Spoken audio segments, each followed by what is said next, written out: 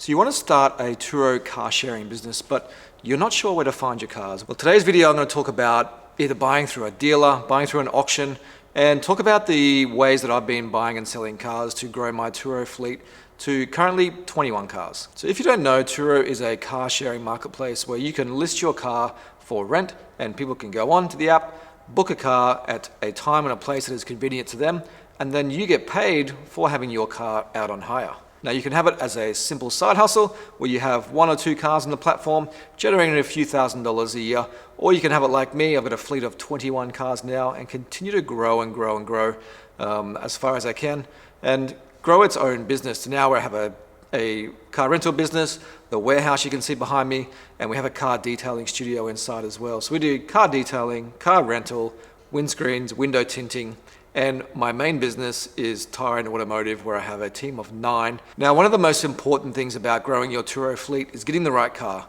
and choosing the wrong car can be massively detrimental.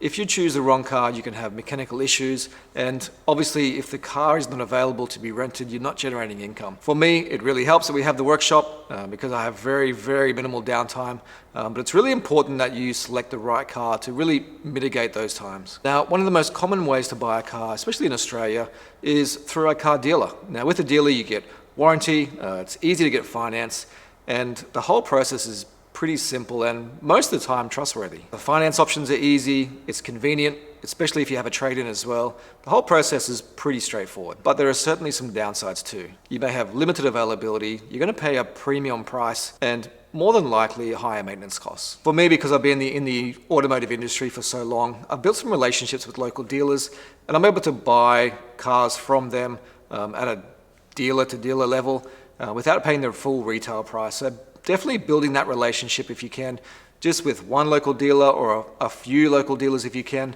and try and purchase the car before it hits the lot so you're not paying full premium retail price. It'll certainly save you a few $1,000s. One of the other ways I also buy my cars is through a wholesale buyer.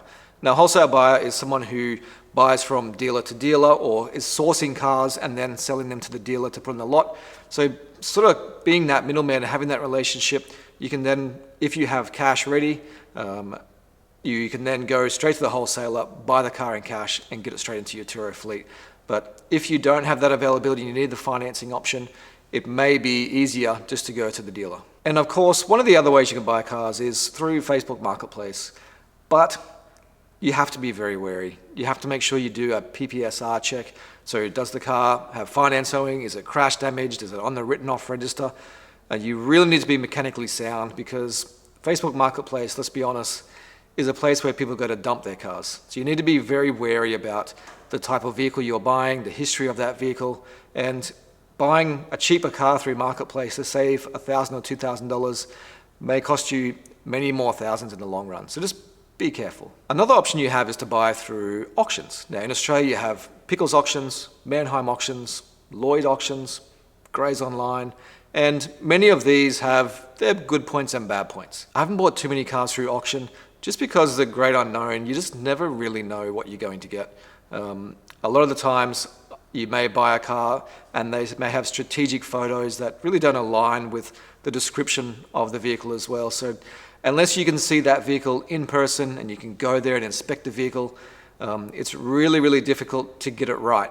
And you may find a cheaper price, but by the time you factor in transport and potentially a few $1,000s in repairs that you didn't know about, it may not be worth your while. And the other thing about auctions is you need to have the money ready. You can't just get the car, win it at auction, and then go finance.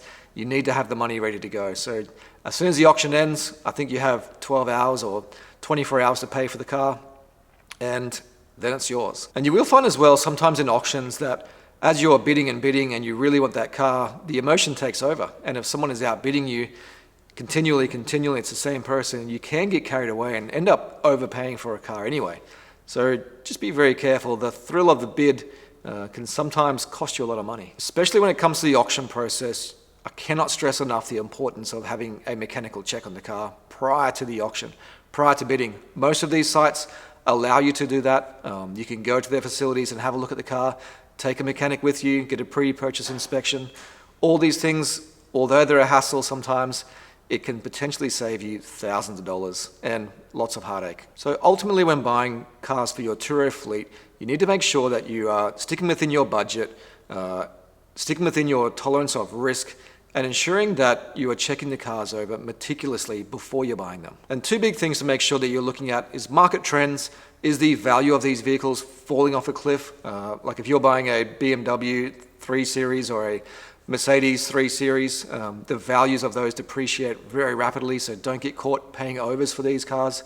And just make sure that you're doing all your research. So make sure if you're looking at a particular model, you then copy and paste that, put it into Google, search that model, and look at the pros and cons of that car. There's always plenty of research, plenty of videos, plenty of reviews, and some cars have little things that go wrong along the way that are going to cost you big time. So ultimately, you need to have a Turo fleet that has minimal downtime, is on the road and earning money as much as possible. So ensuring that you're finding cars that have a good, clean history, low maintenance costs, and are on the road as often as possible will ensure that you have a successful Turo fleet. So for me, my advice, depending on your budget, is to buy through a dealer, which could be the safest way to do it. If you need to finance, you can finance. They have warranties, they have a reputation to uphold locally. So that may be the best way to go for you. Alternatively, if you're looking for low-cost cars, get a relationship with a wholesaler if you can, or a local dealer who may do trade-ins, or spend the time on Facebook Marketplace. Just be very, very careful what you're buying and make sure you do lots of research.